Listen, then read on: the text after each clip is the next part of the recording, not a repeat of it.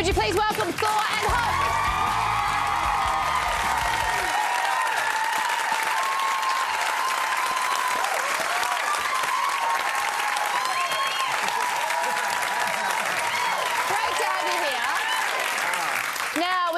Look, straight up, last night you had the premiere. You Instagrammed a pic from the after party at 8:30 a.m. this morning. Have you been to sleep? That was the after.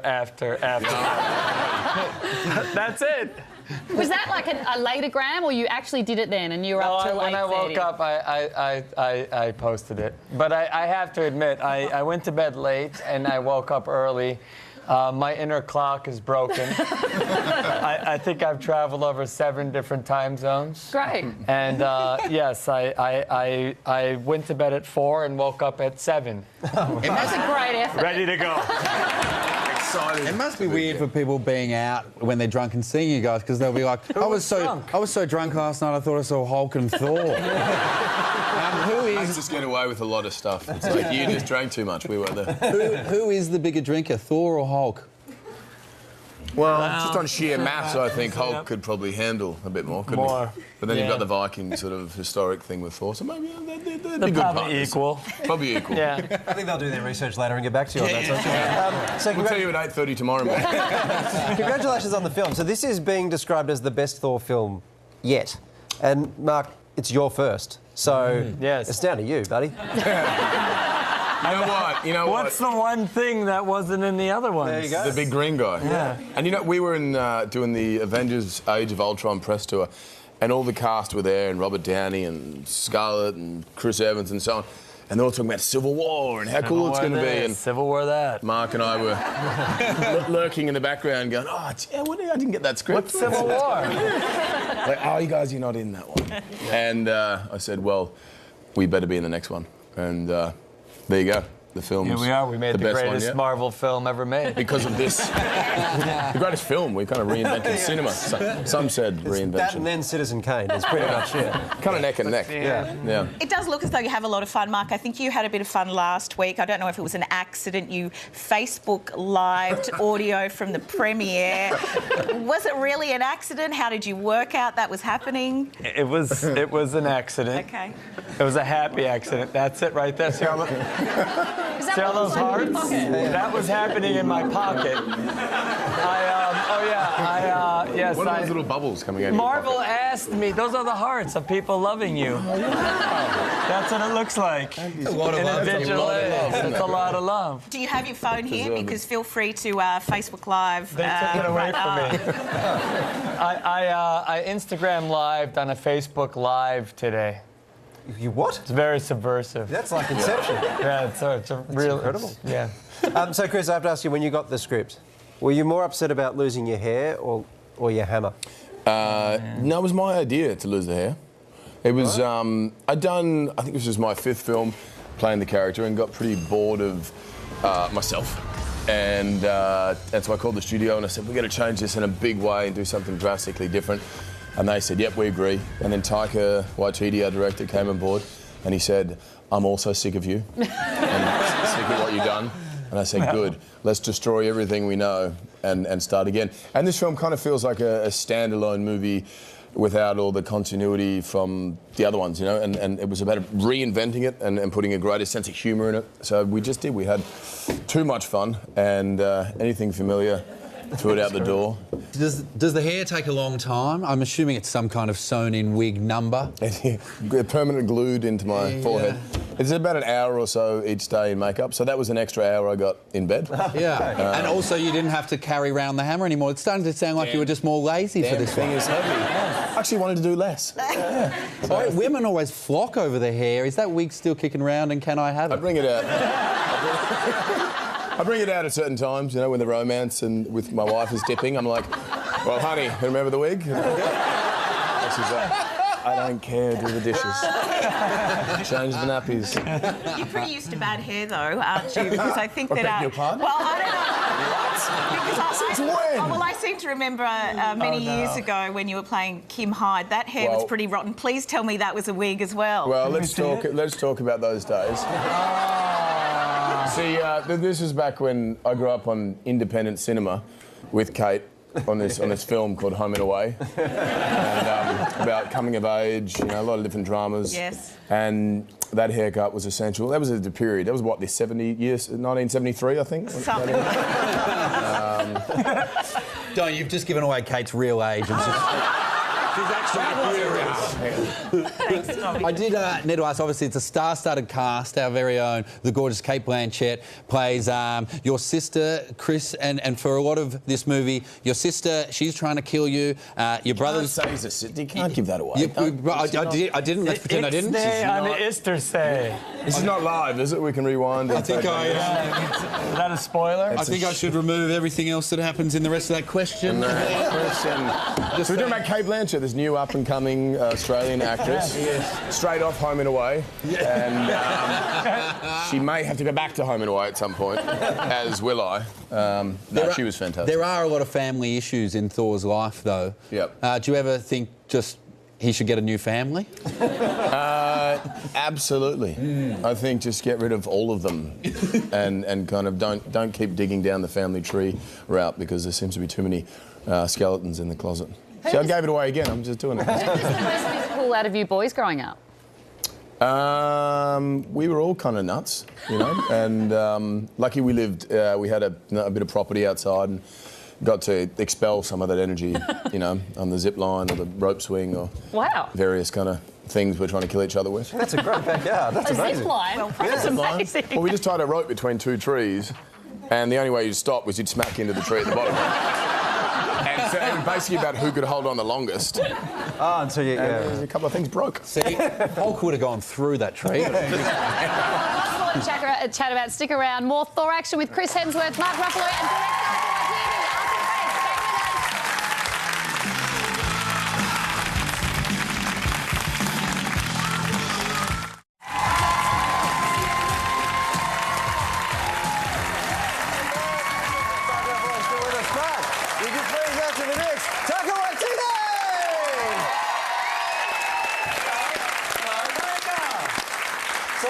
Shout at you.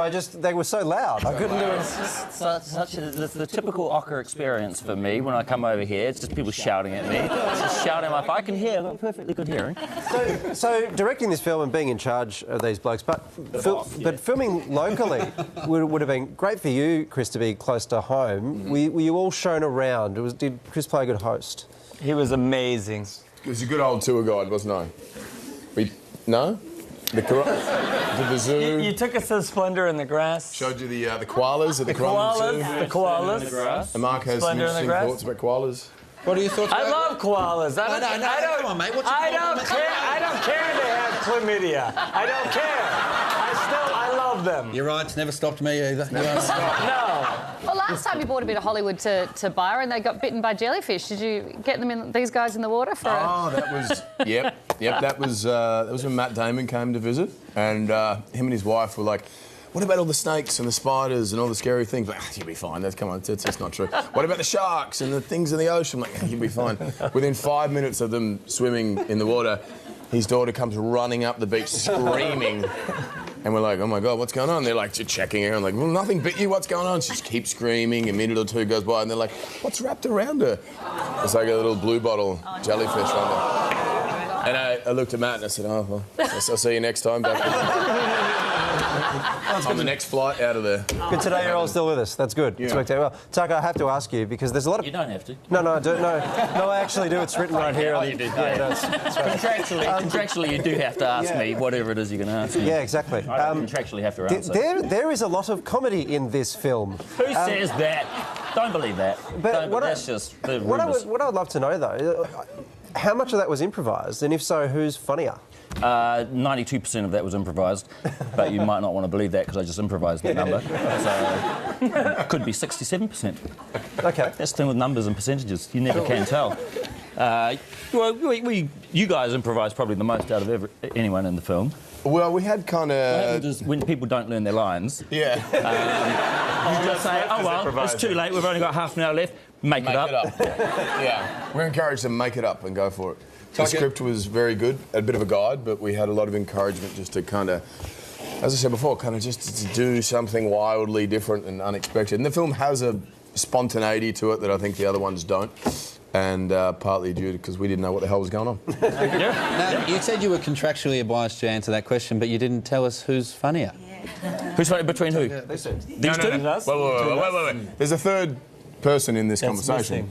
which Taika plays Korg, the rock monster And he's the funniest. from outer space. With what kind of accent you do? Oh, he's like a Maori bouncer from K Road in Auckland. Yeah, I just thought, like, you know, the kind of movie I want to see is a movie where an alien talks like this and he just, hey, g'day, Thorpe. Yeah, how's it going, man? Welcome to this alien planet. If I could be of any assistance while you're here. My name is Korg. As you can see, I'm made of rocks. I know it's freaky. Every time I pass a reflection, I also freak out a bit. Yeah, anyway, nothing to fear unless you're made of scissors.